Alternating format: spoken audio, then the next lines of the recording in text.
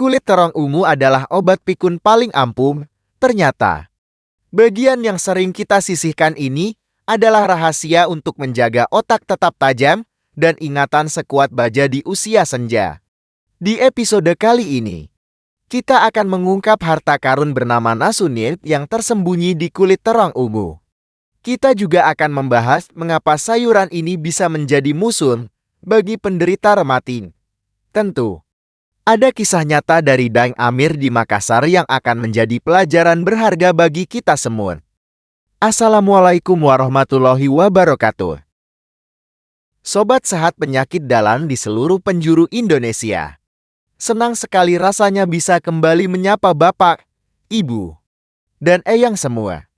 Saya doakan kita semua senantiasa dianugerahi kesehatan, kelapangan hati, dan semangat untuk terus menjalani hari-hari dengan penuh makna. Sebelum kita mengupas tuntas rahasia terong ungu, pastikan Sobat Sehat sudah menjadi bagian dari keluarga besar kami dengan menekan tombol subscribe dan aktifkan loncengnya. Dengan begitu, Anda akan selalu menjadi yang pertama tahu saat ada video baru dari kami. Mari kita simak bersama obrolan penting ini hingga akhir. Rahasia ke-1 Nasunin, pelindung sel otak. Mari kita mulai dari rahasia terbesarnya yang ada pada kulit ungunya. Warna ungu pekat itu berasal dari antioksidan super bernama Nasunin. Ini bukan sekadar pewarna alami. Sobat sehat, Nasunin adalah sejenis antosianin yang memiliki tugas sangat spesifik dan istimewa, yaitu melindungi membran atau dinding sandi tubuh kita, terutama sel-sel otak, dari kerusakan. Bayangkan sel-sel otak kita seperti rumah-rumah kecil yang dindingnya terbuat dari lemak. Radikal bebas adalah perampok yang berusaha merusak dinding-dinding ini. Nasunin bekerja layaknya satpam yang sangat tangguh, menjaga agar dinding sel otak kita tetap kuat dan tidak mudah rusak. Otak yang sel-selnya terlindungi dengan baik adalah kunci dari ingatan yang tajam dan terhindar dari risiko kepikunan. Rahasia kedua, asam klorogenat, penurun gula alami. Rahasia kedua yang tersembunyi di dalam daging buah terong adalah kandungan asam klorogenat. Senyawa ini mungkin pernah kita dengar ada di dalam kopi. Namun ternyata terong juga merupakan salah satu sumber terbaiknya. Asam klorogenat adalah antioksidan kuat yang juga memiliki efek antivirus dan dapat membantu menurunkan kadar gula darah. Asam klorogenat bekerja dengan cara memperlambat pelepasan gula ke dalam aliran darah setelah kita makan. Ini sangat bermanfaat bagi para lansia, terutama yang berisiko atau sudah menderita diabetes tip 2. Dengan pelepasan gula yang lebih lambat, lonjakan gula darah yang berbahaya dapat dicegah, sehingga kerja pankreas pun menjadi lebih ringan. Rahasia ketiga, bioflavonoid, penguat pembuluh darah. Rahasia ketiga yang jarang sekali dibahas adalah kandungan bioflavonoid. Ini adalah kelompok senyawa tanaman yang bekerja sama dengan vitamin C untuk memberikan manfaat kesehatan. Salah satu fungsi utamanya adalah memperkuat dinding pembuluh darah kapiler, yaitu pembuluh darah kita yang paling kecil dan halus yang tersebar di seluruh tubuh.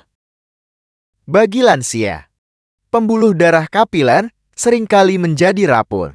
Akibatnya, kita jadi mudah sekali mengalami memar atau lebam biru di kulit meskipun hanya terbentur sedikit. Dengan asupan bioflavonoid yang cukup dari terong ungu, dinding-dinding kapiler ini menjadi lebih kuat dan tidak mudah pecah. Ini adalah akibat baik yang membantu menjaga kesehatan sirkulasi darah kita secara menyeluruh. Rahasia keempat, mangan, mineral pembentuk tulang. Rahasia keempat adalah kandungan mineral mangan yang sering terlupakan. Meskipun dibutuhkan tubuh dalam jumlah kecil, mangan adalah mineral yang sangat penting untuk kesehatan tulang. Ia bekerja sebagai mandor yang membantu proses pembentukan struktur tulang yang padat dan kuat. Bagi lansia yang sangat rentan mengalami pengeroposan tulang atau osteoporosis, asupan mangan yang cukup dari makanan seperti Terong ungu dapat membantu menjaga kepadatan tulang dan mengurangi risiko patah tulang di kemudian hari. Rahasia kelima, kandungan air untuk hidrasi. Rahasia kelima dan yang paling sederhana adalah kandungan airnya yang sangat tinggi. Percaya atau tidak, lebih dari 90% isi dari buah terong adalah air. Ini menjadikannya makanan yang sangat baik untuk membantu menjaga hidrasi tubuh. Bagi lansia yang seringkali lupa minum atau tidak mudah merasa haus, mendapatkan asupan cairan dari makanan sangatlah penting. Hidrasi yang baik akan membantu meringankan kerja ginjal, melancarkan pencernaan, dan menjaga kulit tetap lembab dan sehat. Manfaat untuk pengobatan otak, jantung, dan diabetes. Sekarang, mari kita lihat manfaatnya untuk penyakit-penyakit yang sering kita hadapi. Pertama, untuk kesehatan otak dan mencegah pikun. Peran nasunin dari kulit terong sangatlah sentral. Ia secara aktif melindungi sel otak dari kerusakan yang bisa berujung pada penyakit Alzheimer dan demensia.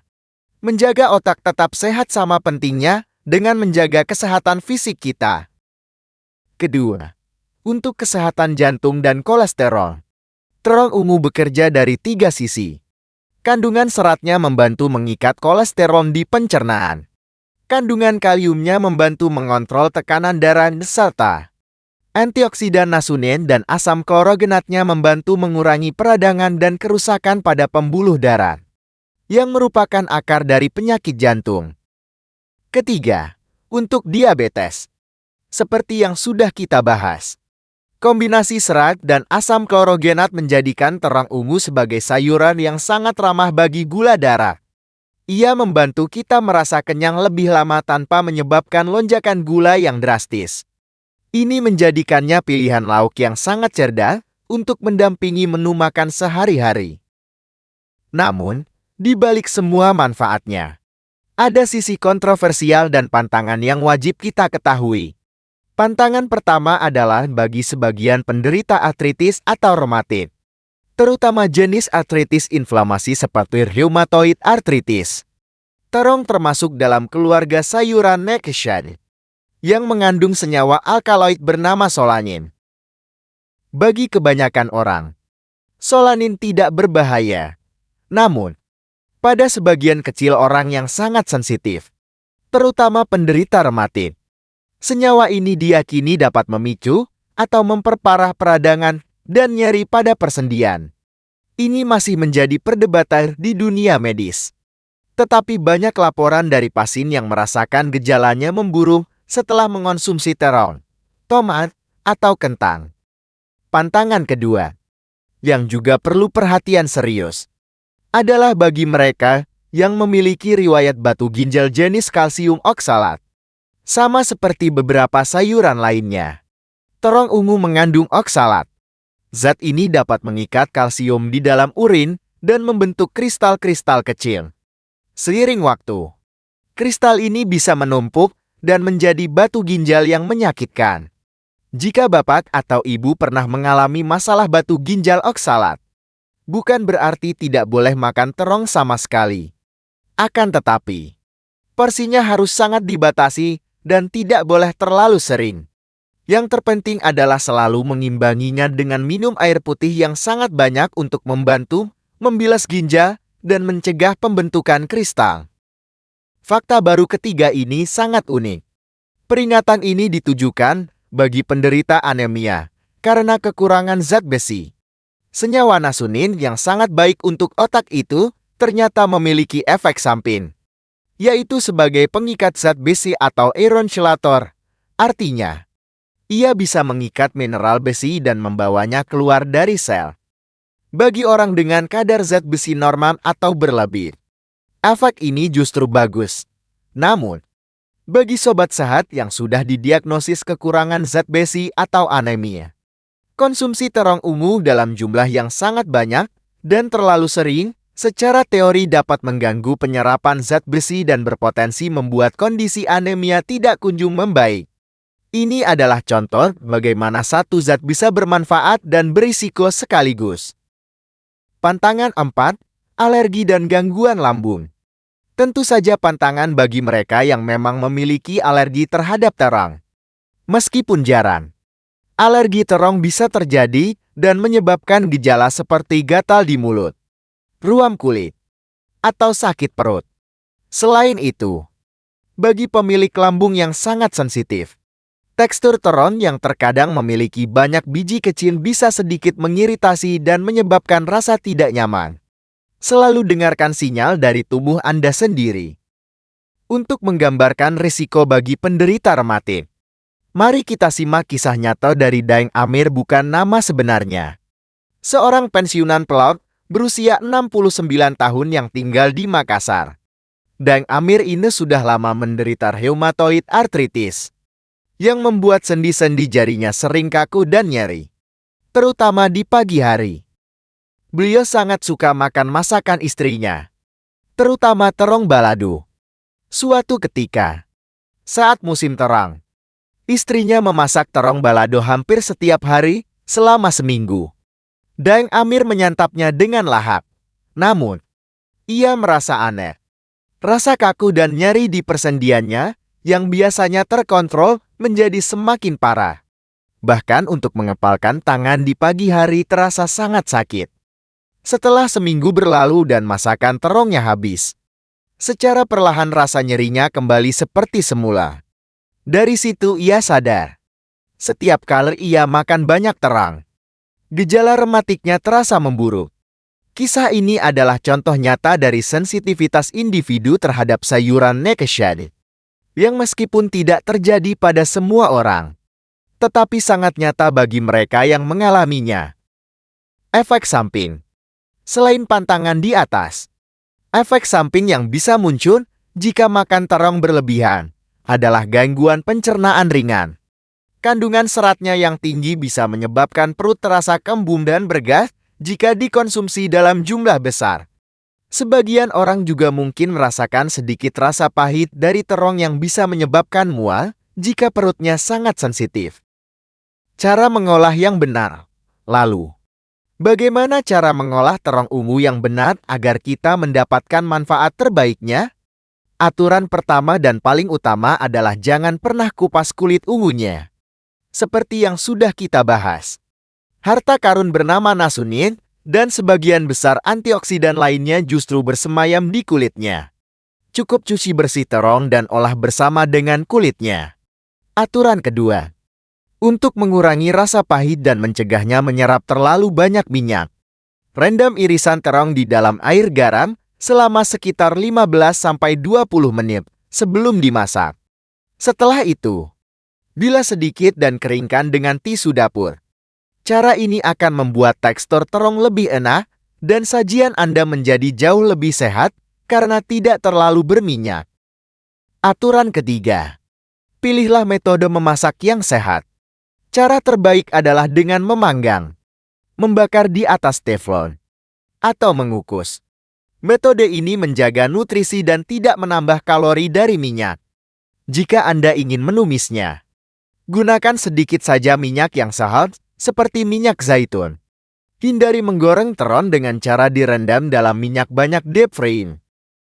Aturan keempat, untuk meningkatkan penyerapan nutrisinya, kombinasikan terong dengan makanan lain. Misalnya, menyajikannya dengan perasan jeruk nipis atau lemon. Vitamin C dari jeruk akan membantu tubuh lebih efektif dalam memanfaatkan antioksidan dari terong. Mengolahnya bersama tomat dalam bumbu balado juga merupakan kombinasi yang baik. Baiklah, sobat sehat. Kesimpulannya, terong ungu adalah sayuran yang kaya akan rahasia kesehatan. Manfaat utamanya datang dari nasunin di kulitnya sebagai pelindung otak, asam klorogenat sebagai penurun gula, mangan untuk tulang, dan bioflavonoid sebagai penguat pembuluh darah. Ia sangat baik untuk menjaga fungsi kognitif, kesehatan jantung, dan mengelola berat badan di usia senja. Akan tetapi, ia juga memiliki sisi lain yang harus diwaspadai. Terong bisa menjadi pantangan bagi sebagian penderita rematik, mereka yang punya riwayat batu ginjal oksalat, dan harus diwaspadai oleh penderita anemia defisiensi besi. Kunci untuk menikmatinya adalah dengan tidak mengupas kulitnya, mengolahnya dengan cara yang sehat, dan yang terpenting, menyesuaikannya dengan kondisi tubuh kita masing-masing. Sebagai nasihat bijak penutup, terong ungu mengajarkan kita bahwa sesuatu yang indah pun bisa diselimuti perdebatan. Ada yang memujinya setinggi langit, ada pula yang mencelanya. Kearifan sejati adalah tidak ikut dalam perdebatan itu, melainkan dengan rendah hati mengenal diri sendiri dan mengetahui apakah ia membawa kebaikan atau keburukan bagi tubuh kita pribadi. Terima kasih banyak sudah setia menyimak hingga akhir. Semoga informasi ini bisa menambah wawasan kita dalam memilih dan mengolah sayuran sehari-hari. Jika video ini dirasa bermanfaat, jangan ragu untuk menekan tombol like dan bagikan kepada orang-orang terkasih. Silakan tulis pengalaman Anda dengan terong ungu di kolom komentar. Sampai jumpa di video Sobat Sehat Penyakit dalam selanjutnya. Matur nuwun. Tetap sehat. Tetap semangat.